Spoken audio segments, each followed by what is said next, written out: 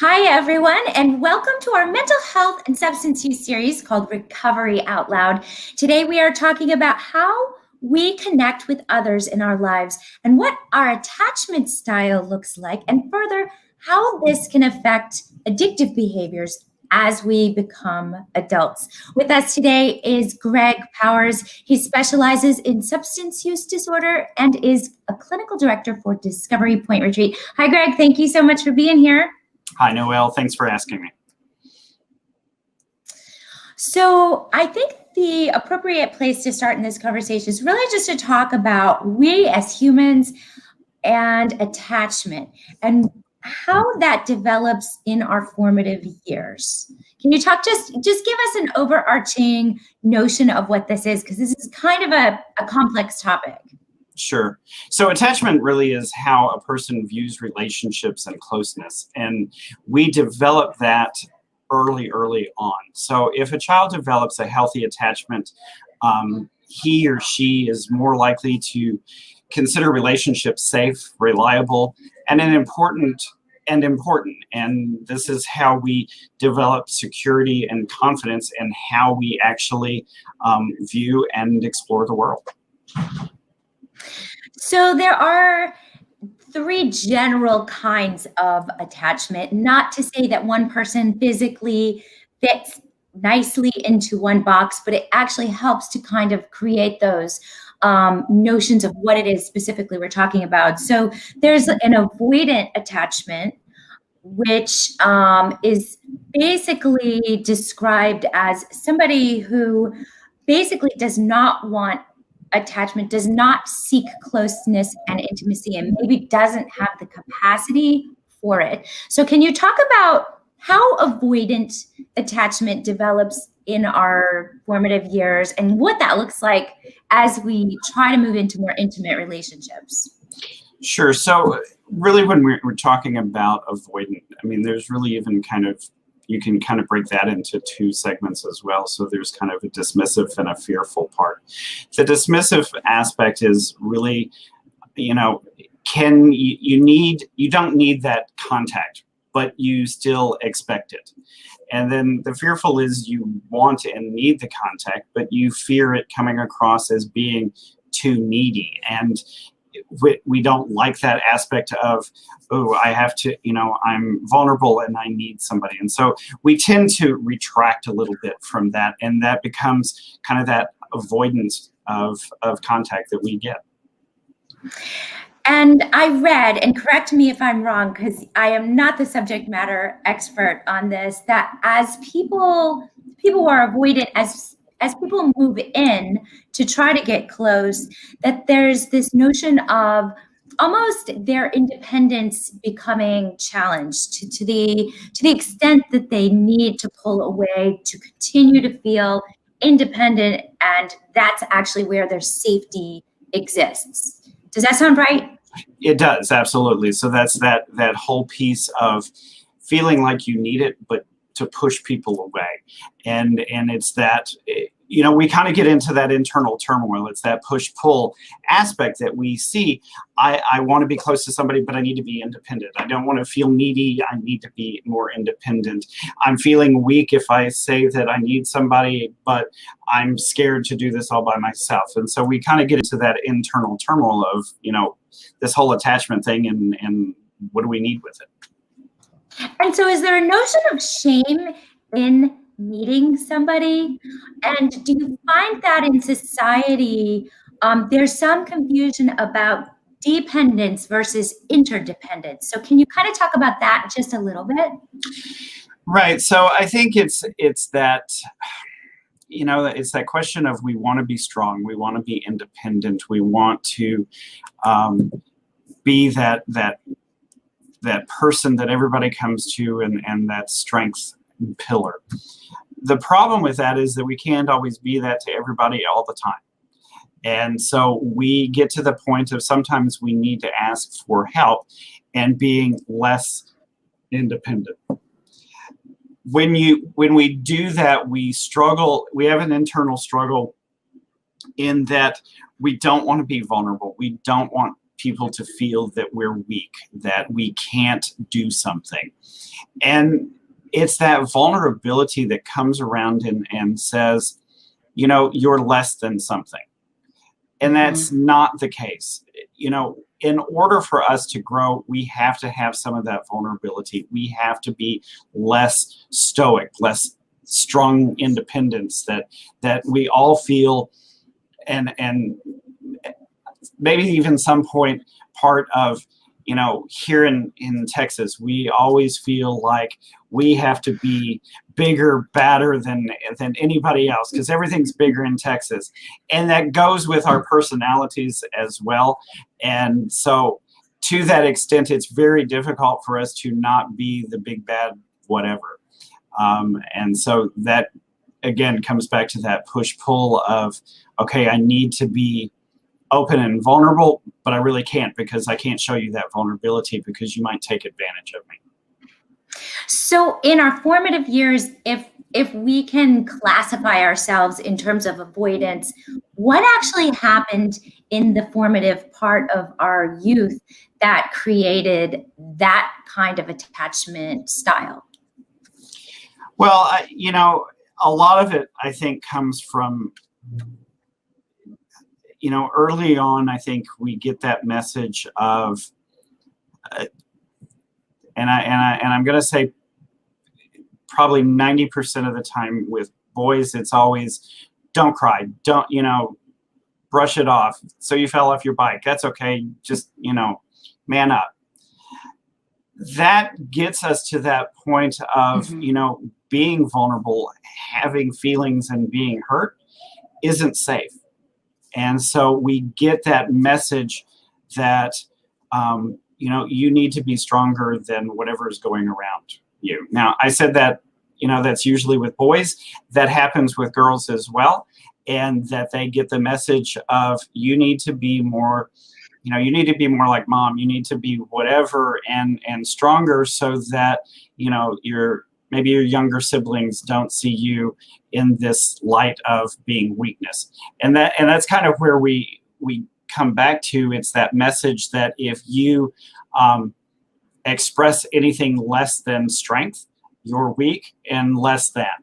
And that sends that message and attachment piece that if you can't be independent, you are less than. Well, sometimes we need help. And sometimes we need to raise our hand and go, I don't understand. How many times do we hear from our kids of, well, did you ask your teacher for help? Well, no. Well, why not? Well, because I didn't want her to think I didn't know what was going on. But you didn't know what was going on. Yeah, but I can't tell her that. And I say that because I've had that personal conversation with my own kids of, well, how are you going to learn if you don't ask? Well, I'm just supposed to know. Well, that doesn't always work, right? And I feel like I've at least gotten to the point that my kids have a healthy attachment connection, but it's ingrained in it, and it's things that not only do they hear from their parents, but we hear it from a society that if you are vulnerable and you need assistance, that's a problem. There's also this, so we're moving on to the anxious attachment style, which in general, again, I've researched a little bit. It's the fear of loss that creates the anxiety, which then prevents someone from moving in close. So it's almost like the other side of the avoidant, in a sense. So can you explain that in a more eloquent way than I ever could? I think you did a great job. I think some of this is really, we're talking about insecure attachment, right? And so some of the stuff that we look at, and if you'll allow me, I'll be kind of boring here for a second, in that a lot of research studies that have come out talking about substance use, whether it be alcohol, marijuana, amphetamines, heroin, you are more likely to have fear of intimacy and have that insecure attachment style when you are not only using those substances, but because maybe you have that insecurity in the attachment, you are also more likely to head towards those substances. So it's, is it that catch-22? There's a lot of evidence out there that says, when we're not secure in our attachments with others, and that can be for a myriad of reasons, right? I mean, it could be early childhood, it could be a relationship that we've been in for a long period of time and has really knocked us down and told us, you're not worthy. And so what is it that we tend to head towards? When we have that insecurity, we're looking for security in any way, shape, or form. Sometimes that comes into the form of another bad relationship because we don't feel like we're anything unless we're with somebody else. And sometimes it comes in the form of, I'm looking for something that makes me feel better. And sometimes, honestly, that we turn to drugs and alcohol for that security and that sense of feeling better. And that's where, when we talk about that insecurity, that attachment of where we are with people, it's also where we are with ourselves and where we are with substances and alcohol. Hopefully that makes sense. Yes. And, you kind of took the words right out of my mouth, because ultimately what the whole conversation is, it's about connection. We as humans are built for connection. And so I think what I am wanting to relay in this conversation is how we can begin to look at these things, begin to identify them, and change them. If possible. Can you change your attachment style? Is that even possible? You can. And I think this year has been a prime example of that, really. Noelle, I mean, when we look at COVID and what we've been doing since March, our attachments have changed. We don't have the same relationships that we had a year ago. We're, because of health reasons, we're isolated. Some of us are not working in the office anymore. We're doing things virtually. Our kids are doing school virtually. We're not going to the grocery store. We're not going to the mall. So the attachment and the connections that we've had in the past have changed this year. To that, what has that done to us? My personal experience has been, I enjoyed being able to go out and interact with people and events and that kind of stuff. I have recently had the opportunity to be at a event that had 200 or 300 people at it, and I was scared. You get nervous because now there are all these people. And it wasn't that I was scared I'm going to get sick. It was, oh my gosh, there's like a bunch of people around here. What do I do? So just by nature of everything that's been going on, we've changed how we interact and how we perceive. And so in that, sometimes unfortunately, kind of what has happened is, again, we come back to, okay, I don't feel good about what's going on. I'm kind of scared. I don't have those attachments. I'm not talking to my family. I'm not going out. So what am I doing? I'm substituting. So I'm finding something that makes me feel better about myself, about the situation. So that's a long thing to answer your question. Can those things change? Yes. So I've seen it change adversely. I think it can change in the positive as well. So as we start dealing with our addictions and looking at, okay, what has my life been like? When we're in our addiction, sure, maybe we're hanging out with our friends, right? Not really friends. When we get sober and we get clean off of substances, we have to start finding our new playmates. And what that looks like is, okay, now we're starting to go back out into society and figure out, what's it like to go to a football game and not drink, or, go to my kid's event and really be present and not be thinking, gee, I've got a fifth in the car and I really need to go drink something. So we get to that point of recognizing, okay, things are going to change, and we start putting those positive changes in place. We're going to get to the point that COVID is over and done with, I hope. And we're going to have to start getting back out into what we remember as being normal. And, going to the grocery store and standing in line behind somebody and not going, ooh, do I need to be 6 or 10 feet away? Or, you know what? I'm not even walking in the grocery store. I'm pulling up to the side and you can put the groceries in my trunk because I ain't going in there. We're going to get back to that at some point. And I think even when we look at addiction, we can get back to what is perceived as normal, or we want it to be normal, in interacting with individuals and finding those attachments that are healthy, not only in interaction, but healthy for us, because it strengthens us and gives us the ability to go, okay, I can get through this day. And we do that through our attachments. One last question. When we're talking about attachment, we're talking about connection. Would you agree that even with all of this, it has forced us to look at our own connection with ourself, and that's where the connection starts? And if that part is not intact, it doesn't matter what's happening around us. So can you talk us through that piece of it? That's the hardest part, is sitting with those uncomfortable feelings, not reaching for the drink or the drugs, but figuring that piece out.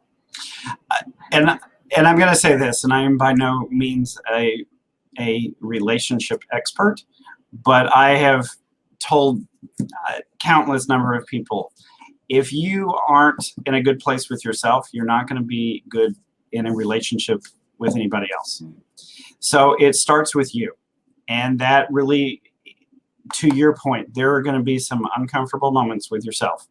And you're going to have to be honest with yourself in order for you to get to a place that you can be with anybody else, socially, romantically, or anything else. And that if you're not happy with you, it's going to come across with everybody else. And you're not going to have healthy relationships. You're not going to have healthy connections if you're not.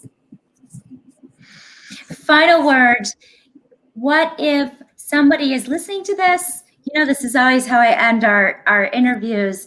And they're really hesitating to get help. All of this sounds great, but that jump is really frightening for people, to look at the real stuff. What would you say to them? It's worth the effort, and it's worth being vulnerable for that moment to raise your hand and say, I can't do this by myself and I need help. Be open to what you receive on the other end of that. It is probably one of the scariest moments that you will ever experience, but probably also the most rewarding and the one that you will never forget. Coming out on the other side is nothing shy of miraculous, and it is worth the effort. Take that time to say, I need help and I can't do this by myself, and allow yourself to explore the possibilities of what can be. Greg, thank you so much for taking time to have this conversation, this very important conversation. I want to thank our listeners for tuning in. So I hope everyone has a great day, and give this some deep thoughts. Thank you so much. Thanks, Noelle. Okay, bye.